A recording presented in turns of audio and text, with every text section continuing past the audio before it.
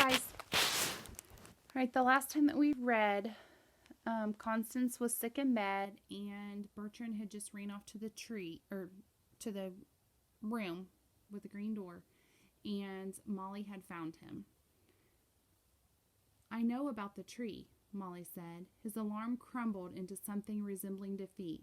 I suppose it was only a matter of time, he sniffled. I was never much good at keeping secrets. Molly knew she was meant to leave, to pretend she hadn't seen her master in this state, but she knew equally well that she was no normal maid. She was no longer the help. She was part of the Windsor story now. She removed a handkerchief from her pocket and offered it to him. You look like you could use it. Thank you, he said, wiping his nose. He ran a hand over his pale, unshaven chin. I must be a dreadful sight. Molly pushed her dark hair from her face. We all are. She offered a kind smile. You're doing everything you can for your wife. Bertrand nodded, looking down. He creased the handkerchief over and again on itself, as if he could fold it into nothing. For a moment Molly thought he had forgotten she was there. It wasn't supposed to be like this, he said finally. I had plans to make something of myself, to prove myself to her. Molly inched nearer. Mistress Windsor told me about how hard you tried to make her comfortable. Is that how she put it? He made a bitter face. Connie insisted she didn't care about being comfortable, but I knew that she did. She deserved more than what a clerk could provide, and I was determined to give it to her. If I couldn't earn the money through honest work, I would do it through speculation. Molly knew that speculation was a sort of gambling men did with imaginary money they did not always have. She stared at the man cowering before her. How many times had she silently defended him, imagined him the victim of a cruel and unloving wife? But now, as Molly thought of Constance unconscious in her bed, she knew who the real victim was.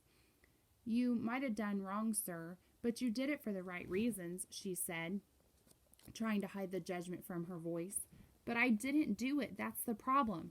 Markets turned, investments went sour. I had to borrow more and more just to keep creditors at bay. The bank seized my accounts, our home, everything. That's when you came here to the place where you grew up? I first thought of selling the land, he said, but when I returned to this house and I saw the door, I suddenly remembered everything. How my father's studios brought us here, how he built a house around the tree to keep its secrets, and how one night he and my mother... He shook his head, warding off some horrible memory. What happened to him? Molly said softly. He smiled like he hadn't heard her. When I opened this door, I found something else. He held up a single coin, my wish. He clenched his fist around the coin, his expression turning to bitterness. I thought it could save us. You must understand. We had nowhere else to go. Molly did understand. She remembered being alone on the streets with Kip. She had been willing to do anything to get him away from that, including bringing him to a house that her every instinct told her was not safe. She folded her arms, warding off a shudder. How well the tree had known just what Master Windsor had needed, just what she had needed. They had both of them come to the tree in desperation, but had they just traded one evil for another? No matter what I do, things only get worse, he said absently. The debts, the loans, it's like an anaconda coiled around me, squeezing tighter and tighter. Molly stared at a thin branch protruding from the wall. It was indeed snake-like. We didn't got snakes in Ireland, she said, a thought forming. A good saint chased him off long ago. Bertrand nodded, looking a little confused. I'd heard that. What we do got is lizards. She peered out the window, remembering. Lizards aren't snakes, but they can still bite. Worse, they're bad luck in a garden. So folks had an old trick of getting rid of 'em. What you do is wait till just before sundown when the air's cool but the lizards ain't got none into their holes. You take a red-hot rock from the fire and set it in the middle of your garden. The lizards, why, they hate the cold, and they'll come running straight for that rock and curl up tight, right on top of it. Come morning, you'll wake to find 'em still on that rock, their bodies cooked alive. She turned back. You see, the rock saves 'em from the chill only to kill 'em in its own way. Down the hallway, Molly heard a faint moan.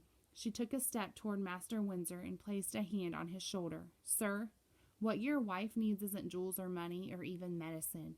She needs toward the open door. She nodded toward the open door. She needs the same thing as that lizard, to get out of the cold. She fixed her eyes on him, hoping the meaning of her story might sink in. You're right, he said. You're right. But Molly still wasn't sure she had understood her. He had understood her. Bertrand bent down and collected the remaining coins from the floor. He stuffed the money into his pockets.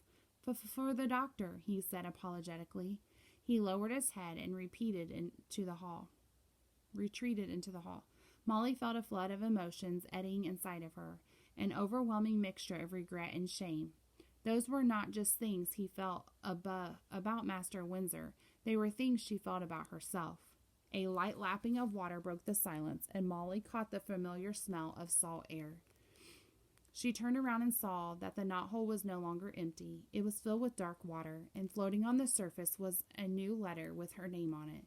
Molly took a step closer, seeing the careful script written in her mother's loving hand. It bobbed up and down, waiting for her. Chapter 35 is called A Spirited Debate. And that's all for now.